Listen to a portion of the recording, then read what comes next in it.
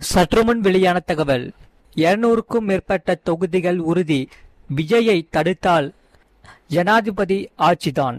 தமிழக அரசியலில் அதிரடி மாற்றங்கள் வந்துவிட்டது. அதை பார்க்கறதுக்கு முன்னாடி நீங்க நம்ம சேனல் சப்ஸ்கிரைப் பண்ணாம இருந்தீங்கன்னா மறக்காம லைக் பண்ணிக்கோங்க, சப்ஸ்கிரைப் பண்ணிக்கோங்க. தாவேகா தலைவர் விஜய் ஆட்சி அமைக்க இடையூறு வந்தால் குடியரசுத் தலைவர் ஆட்சி வரும். 6 மாதங்கள் கழித்து தேர்தல் நடந்தால் விஜய் 200 தொகுதிகளுக்கு மேல் வெல்வார் என சொல்லப்படுகிறது.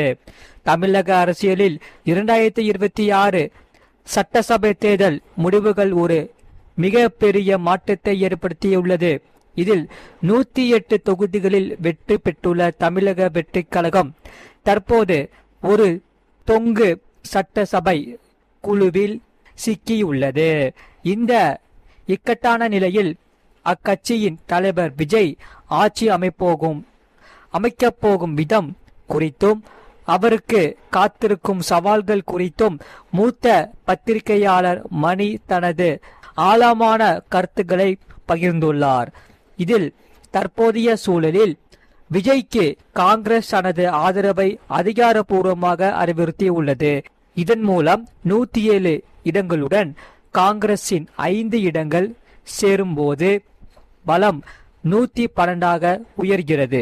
இருப்பினும் ஆட்சி அமைக்க தேவையான 118 என்ற மேஜிக் எண்ணை எட்ட இன்னும் 6 இடங்கள் தேவைப்படுகிறது. விசிகா மற்றும் இடதுசாரி கட்சிகள் ஆதரவு அளித்தால் மட்டுமே முதல் 6 மாதங்களுக்கு ஆட்சியை தடையின்றி நகர்த்த முடியும் என்று மணி குறிப்பிடுகிறார். இதனால் இந்த அரசு 5 ஆண்டுகள் நிலையான நீடிக்க வேண்டுமானால் அதற்கு அதிமுகவின் ஆதரவு மட்டுமே ஒரே தீர்வாக இருக்க முடியும் என்று சொல்லப்படுகிறது. ஆகையால் 2021 66 இடங்களை வைத்திருந்த அதிமுக தற்போது 46 இடங்களாக குறைந்து 101 தொகுதிகளில் டெபாசிட் இழந்து நிற்கிறது. 2026 எப்படியும் அதிகாரத்திற்கு வந்துவிடலாம் என நினைத்த அதிமுகவும் ஏமாற்றம் ஏற்பட்டுள்ளது. அதிகாரத்தில் இல்லாமல் தொடர்ந்து 5 ஆண்டுகள் இருப்பது அக்கட்சிக்கு பெரும் சவாலாக இருக்கும் என்பதால் விஜய்க்கு ஆதரவு அளிக்க வேண்டிய நிர்பந்தம் அதிமுகவுக்கும் இருப்பதாக அவர் விளக்கியுள்ளார். இதனால் திமுக மற்றும் காங்கிரஸ் இடையிலான 22 ஆண்டுகளான மெகா கூட்டணி தற்போது உடைந்துவிட்டது. இதுவரை இரு கட்சிகளும் சேர்த்து 4 சட்டசபை தேர்தல், 4 நாடாளுமன்ற தேர்தல்களை சந்தித்துள்ளார்கள். அதே சமயம் மறக்காம நீங்க ஒரு லைக் பண்ணிக்கோங்க.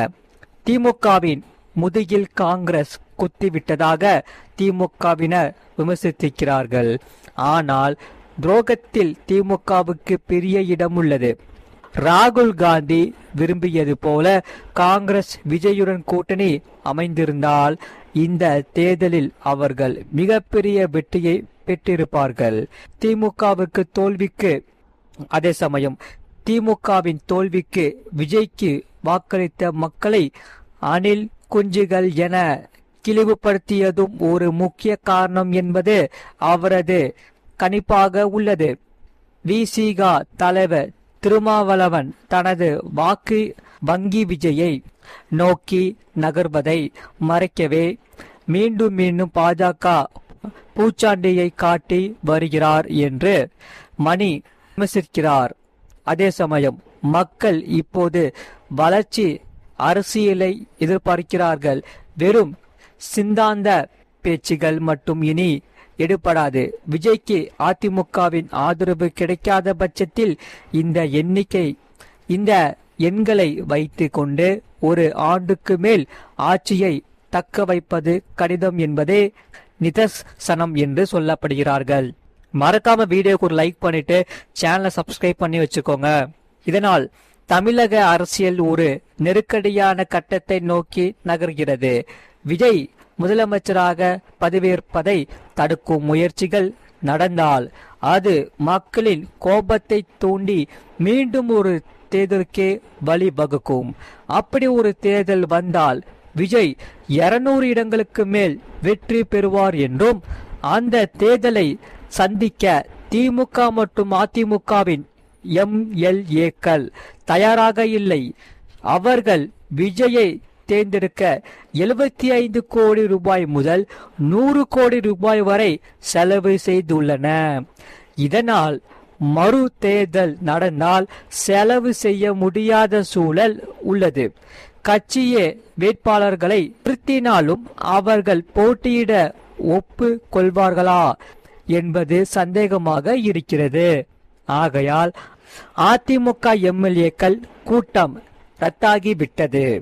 அதாவது நேற்று மாலை நடந்த கூட்டத்திலும் CV சண்முகம் வேறு மாதிரி பேசுகிறார். இதனால் அதிமுகவில் இருந்து 2-3 MLAக்கள் விஜய் கட்சிக்கு ஆதரவு தந்தால், அதாவது 48-இல் 2/3 பங்கு என்றால் 32 பேர் தகுதி நீக்கத்தில் இருந்து தப்பிவிடலாம். விஜயுடனும் 5 ஆண்டுகள் ஆட்சியில் பங்கு பெறலாம். எனவே விஜயின் ஆட்சி நிலைத்திருக்க வேண்டுமானால் அதிமுகவின் ஆதரவு முக்கியம் என்கிறார் பத்திரிகையாளர் மணி. அதே சமயம் தமிழக அரசியல் வரலாற்றில் கடந்த 59 ஆண்டுகளாக தொடர்ந்து வந்த திராவிட கட்சிகளின் ஆதிக்கத்தை முறியடித்து ஒரு புதிய சகாப்தத்தை படைத்துள்ளார் தமிழக வெற்றி கழகத்தின் தலைவர் விஜய் அவர்கள்.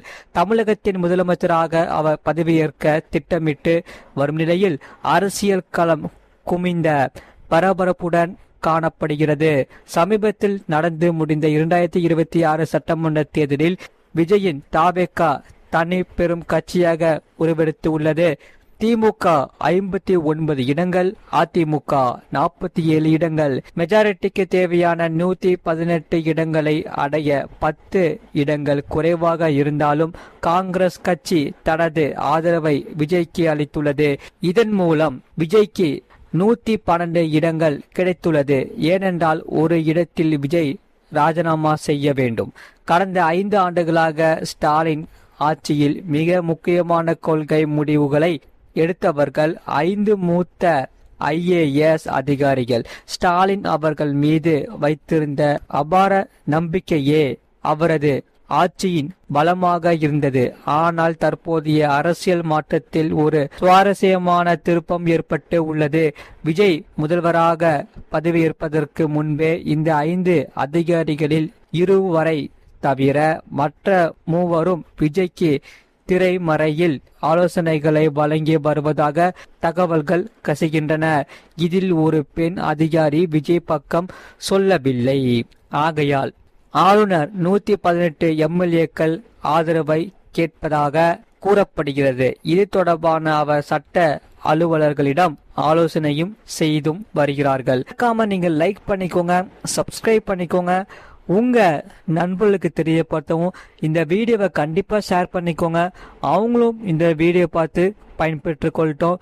அதே சமயம் இந்த செய்தியை பத்தி நீங்க என்ன சொல்றீங்கிறத கமெண்ட் செக்ஷன்ல மறக்காம கமெண்ட் பண்ணிக்கோங்க.